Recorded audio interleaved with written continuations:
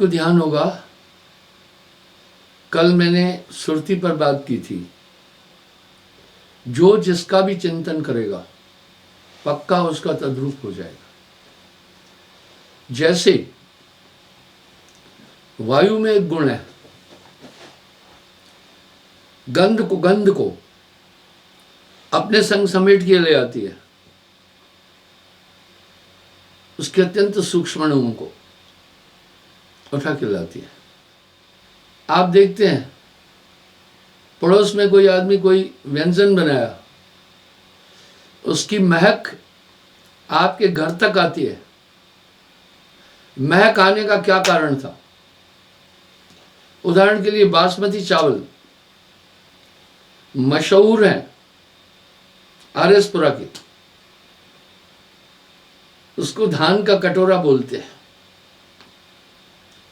जैसे छत्तीसगढ़ को धान का कटोरा बोलते हैं, ऐसे ही आरएसपुरा को। वो बासमती चावल अगर आदमी घर में बनाता है तो कम से कम 50-60 गज दूर तक उसकी महक पहुंचती है। महक पहुंचने का एक कारण है, क्योंकि जब चावल पका तो उसके अति सूक्ष्म अणु बिखरे, पर वो अणु नजर नहीं आते। उसे हवा अपने में समेट कर लाई, आपकी नासिका तक पहुंचाया। इस तरह कंसंट्रेशन से वो पावर उठाया जाता है। कन्यार सोई सत्य जिन शब्द की पारक करी, सुरत नरत समेट जिन नाम ने अक्षर धरी। इस तरह गुरु जब वो तत्व देता है, इसलिए गुरु सुरती सुरधेन समाना। वो कहां से लाता है? परमात्म ऐसा एलिमेंट है। लाली मेरे लाल की, लाली मेरे लाल की, जित देखूं तित लाल। लाली देखन मैं चला तो मैं भी हो गया लाल। वाह, वो चीज सूरत उठाती है। इवन ये एक सिद्धांत है, आप जिसका भी ध्यान करेंगे उसका गुण और रूप आप में आ जाएगा। जब परमात्मा को आदमी नहीं देखा तो वो कैसे उसका ध्यान करे? इसलिए सब धर्मशास्त्रों ने, संतों ने गुरु के ध्यान का महात्म बोला, गुरु के ध्यान का महात्म बोला। वो ध्यान करते ही वो कंसंट्रेशन में वो चीजें आपके अंदर पहुंच जाएगी। रामायण में ऐसे ही व्याख्या नहीं दी है। श्री गुरु पदनख गणमण ज्योति समृत दिव्य दृष्टि होती। साहब ने ऐसा नहीं बोल दिया।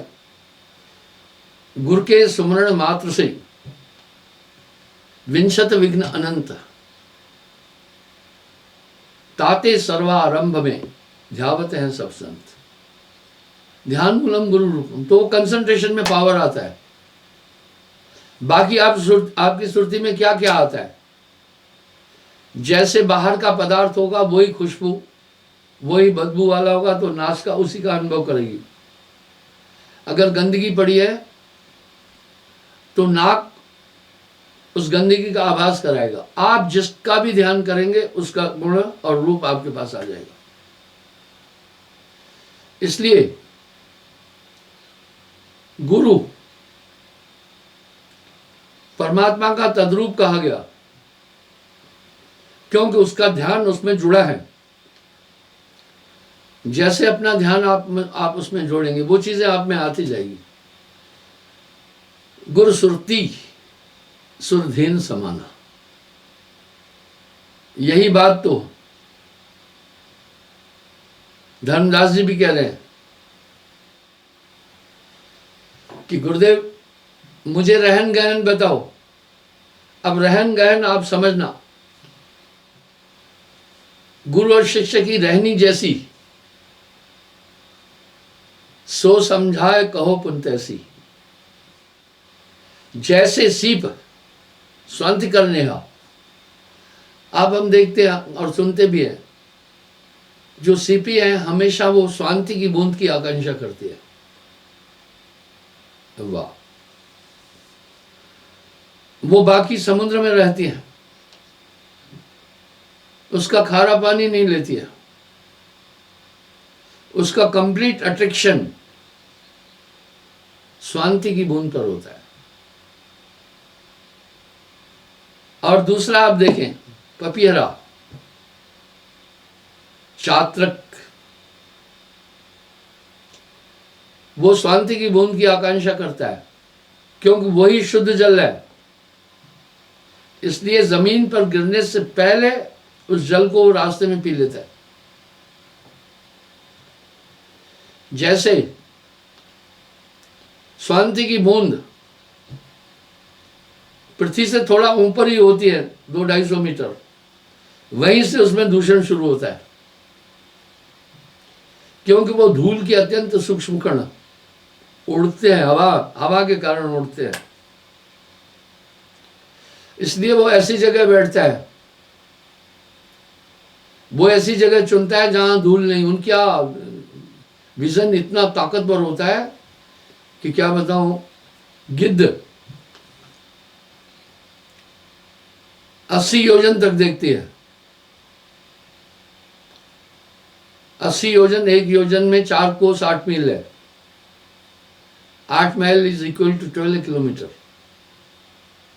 यानी 900 कुछ किलोमीटर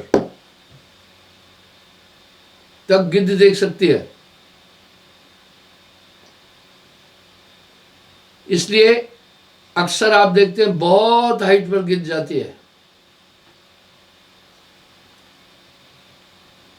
वहां वो रखी करती है कहां पर कोई पशु मरा है, बाद में अपने कुड़मे को बताती है और सबको गाइड करके वहां ले जाती है। क्या गजब का उसका विजन है। यही बात तो रामानंद सागर ने भी रामायण सीरियल में फिल्माई थी, लेकिन एक चीज कितनी गलत की थी उसने। गिदराज से पूछा था कि सीता इस समय कहां है, देखकर बताओ। कहा उसके पास दिव्य दृष्टि है। देखिए, दिव्य दृष्टि ऐसी नहीं है, उसकी आंखों में एक ऐसा सिस्टम है, बहुत दूर तक देखता है। अब वो पेड़ के नीचे बैठ करके यूं करके बता रहा है कि अशोक वाटिका में सीता जी है। तभी तो फिर हनुमान जी वहां गए थे ना। दरअसल वो वहां बैठकर पेड़ के नीचे नहीं बता सकता है। गिदराज बहुत हाइट पर जाता है। मैं आपको छोटा एग्जांपल देता हूं। आजकल कई देश जासूसी सैटेलाइट का प्रयोग कर रहे हैं। भारत के पास भी ये ताकत है। 1 बाई 1 मीटर में जो कुछ हो रहा है किसी भी जगह पर, वो कंसंट्रेट होकर के उसकी सभी चीजों को देख सकते हैं। आपने देखा होगा इस सैटेलाइट का हम लोगों ने भी यूज किया था बलवान घाटी में, कि चाइना कैसे कैसे आ रहा था, कहां कहां बंकर थे, आपने टीवी में भी देखा था। तो गिद्ध बहुत ऊपर जाकर के देखता है, न कि पेड़ के नीचे बैठ करके। ये अप्रासंगिक है, उनको इसका पता नहीं था। इसी प्रकार पपीहरे की भी नजर इतनी तेज है कि वो वायु के अत्यंत सूक्ष्म अणुओं को, जो मिट्टी वायुमंडल में घूम रही है, हर जगह तो है, वो पानी की बूंद उसमें गिरते ही वो मिट्टी को धारण करती है। इसलिए वो अशुद्ध जल मानता है। ऊपर जाकर के वो ऐसे जगह पहुंचता है जहां पर मिट्टी का अस्तित्व नहीं है, वहीं से जल डायरेक्ट वो ग्रहण करता है। इसी प्रकार अगर आपकी सुरती है, यानी सीधी सी बात है, चाहे पानी कितना भी प्यूरिफाइड करें, पर स्वांति की जो बूंद वहां से गिरी उस जैसी निर्मल बूंद हो ही नहीं सकती है। इसी तरह साहब कह रहे हैं, जैसे सीप जैसे चात्रिक बुंद पुकारा, सोई लगन सतगुर अधिकारा, वैसा ही लगन ध्यान हो गुरु का। भौरा जैसे बांस को भर लो भाई, योजन एक तहां उड़ जाई। योजन एक यानी 12 किलोमीटर। भौरे में, मधुमक्खी में एक ताकत है, उनकी नासिका में 12 किलोमीटर कहीं दूर अगर कोई बगिया या फूल खिला है उसको पता चलता है। 12 किलोमीटर दूर आप सबकी नासिका की इतनी क्षमता नहीं है, उसकी क्षमता है। जैसे चंद चकोर हुलासा, ऐसे सत्य पुरुष की आशा। यानी यहां भाव क्या साहब दर्शा रहे, जैसे माया मन रमा ऐसे नाम रमाए, तारा मंडल भेद कर तब अमरापुर जाए। यानी आपकी आत्मा किसी भी चीज को रिसीव कर सकती है। यही प्रमाण मैंने कहा रामायण में भी मिलता है। वाल्मीकि ऋषि ने लव और कुश को कहा था कि फॉर्मल तरीके से अगर मैं तुम्हें पूरी विद्याएं दूंगा, इसमें लंबा समय लगेगा, तुम एकाग्र हो जाओ, मैं थ्रो कंसंट्रेशन अपने अंदर की जो चीज है तुम में ट्रांसमिट कर दूंगा। देखिए एक आइडियोलॉजी है। एक डॉक्टर में डॉक्टर है, पर डॉक्टर भौतिक तरीके से अपने अंदर का डॉक्टर निकालने में 5 साल लगाता है। इसलिए डॉक्टरों को, बच्चों को जो डॉक्टरी पढ़ा रहे वो खुद डॉक्टर होते हैं। जो बच्चों को इंजीनियरिंग की तालीम देते हैं वो खुद इंजीनियर होते हैं। वो उनके अंदर है, पर बाहर निकालने के लिए एक भौतिक फार्मूला है, वो काफी लेंथी है। ठीक वैसा ही मैं 1994 से टीवी पर हूं। फर्स्ट मेरा प्रोग्राम आस्था पर 1994 से चला है। उस समय इतनी टेक्नोलॉजी भी नहीं थी। तो मेरे कहने का यहाँ यह अभिप्राय है, एक सिस्टम है, जो गुरु बसे बनारसी, दीजिए सूरत पठाए, शब्दरी अस्वार है, पल आवे पल जाए। तो उस समय मैं रिकॉर्ड कैसे अपनी सीडियां बनाता था। मेरा एक सत्संगी लड़का सीडी बनाता था मेरी, तो जितनी डिमांड थी नहीं बना पाता था। उनके पास सीडी रिकॉर्डर था एक, इधर से वो चलता था, इधर से रिसीव करती, 2 कैसेट डालता था, एक चलती जाती थी, दूसरी रिसीव करती थी। तो वो कहा दिन में 7-8 होती है सिर्फ। आजकल तो आप देखें पेन ड्रॉप में पूरा पूरा, हार्ड डिस्क में पूरा पूरा। मुझे नितिन जो मेरा सत्संग रिकॉर्डिंग करता है, वो एक हार्ड डिस्क दिया मुझे बोला गुरुदेव आज तक जो भी आपने सत्संग किया सब इसमें है, जो आपने भजन गाया वो भी सब इसमें है। इतनी छोटी चिप में 500 गीत होते हैं। आपको आश्चर्य होगा, चावल के दाने जितनी चीज में एक लड़के ने पूरा बाइबल लिखा था। सुनकर आश्चर्य होता है। इस तरह आपके इस मस्तिष्क के अंदर पूरे जीवन की घटनाएं याद है। तो इस प्रकार से एक इंजीनियर अपना इंजीनियर निकालने में कहीं ना कहीं तो इंजीनियर पढ़ा हुआ है ना आप में। आप उस इंजीनियर को वाणी द्वारा बाहर निकाल रहे हैं। ये सिस्टम लंबा है। प्राचीन काल में हमारे पूर्वज बताते हैं नमक लेने के लिए 30 किलोमीटर दूर जाना पड़ता था और पैदल चलते थे। अभी सब संसाधन उपलब्ध है। इस तरह ये सूरत से देख सखी वह देश, ये टेक्नोलॉजी सूरत की साहब ने पूरी दुनिया को दी। वाणी में बड़ा साफ साफ कह रहे हैं जो कुछ है वह सूरत है, कहे कबीर समझाए, बस सूरत संभाले कहा जाए। ये जब एकाग्र हो जाए, तब वो बच्चे एकाग्र हो गए थे, लव कुश,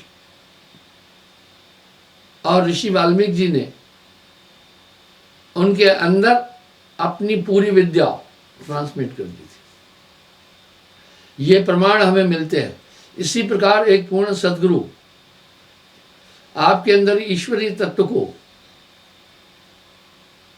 प्रकट करता है। गुरु हैं बड़े गोविंद से मन में देख विचार, हरि सुमरे सोवार है गुरु सुमरे सोपार। भृंगे में एक टेक्नोलॉजी है, बड़ा जबरदस्त जीव है, कई जीवों में बहुत बड़े गुण हैं। वो किसी भी कीट को पकड़ता है और वो लार्वे को पकड़ता है, अपनी आवाज से उसको परिवर्तित करता है। यहां साहब एक शब्द कह रहे हैं, भृंग मता होए जय पासा, सोई गुरु सत्य धर्मदासा। इसलिए जैसे शिष्य लिंकअप होता है गुरु से, ऐसे उसके अंदर ईश्वर सत्ता का आवर्तन होना प्रारंभ होता है। आप देख रहे हैं, आपका एक इंस्ट्रूमेंट है, मोबाइल बड़ा छोटा सा है, आजकल स्मार्टफोन भी है, जिसमें कितने आइटम भरे पड़े हैं। वो आए कहां से? वो सब यूट्यूब से, गूगल से कनेक्टेड है। इसलिए जब ये ध्यान गुरु से कनेक्टेड हो जाता है तो स्वाभाविक इसके अंदर अध्यात्म शक्तियों का संचार होना शुरू होता है,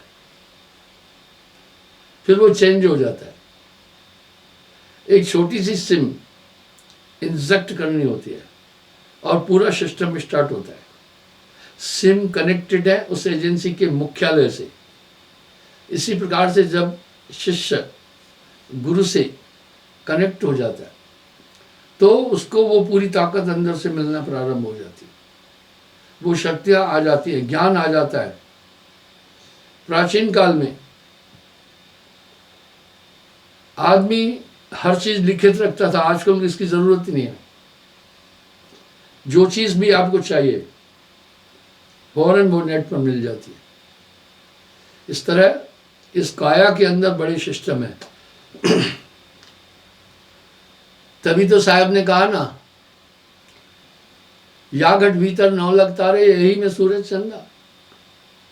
या घट भीतर पूरा ब्रह्मांड बोल रहे हैं, खेल ब्रह्मांड का पिंड में देखिया, या घट भीतर रिद्ध सिद्ध के भरे अखंड भंडारा। यानी पूरी शक्तियां, क्योंकि ये मानव तन ईश्वरीय सत्ता से कनेक्टेड है, बस स्विच ऑन करना है। आखिर गुरु ज्ञान देता है, ज्ञान कौन सा पोथी पढ़कर ज्ञान थोड़ी देता है, आपके अंदर ज्ञान तत्व को से आपको जोड़ देता है। आपके शरीर में विश्व अमृत रहत एक संगा, मलयागर में रहत भुजंगा। आपकी काया में ये पूरे सिस्टम्स है। इसलिए बस चाहे वो कितना अक्लमंद हो, पढ़ा लिखा हो, न पढ़ा लिखा हो, आप इसका प्रमाण देता हूँ, गोस्वामी जी कहीं नहीं पढ़े, आज उन पर पीएचडी हो रही है। नानक देव जी किसी कॉलेज में नहीं पढ़े थे, आज उन पर पीएचडी हो रही है। इसका मतलब है वो मूल ज्ञान उनमें सृजित हो गया। ये काया है समृत केरी, काया की गत काह नहेरी, शिव गोरख सो पचपचारे, इस काया का भेद न पाए। तो साहब कह रहे ये गुरु से सुरत राख रहे जोड़ी, जस नटवा राखत है डोरी। पूरा काम होता जाएगा, एक ऑटोमेसी है। इंसान सिर्फ भोजन खाए, उसे भोजन चबाना है बस, बाकी का काम जठर बड़े बेहतर तरीके से करता है, सिस्टम हो जाता है पूरा।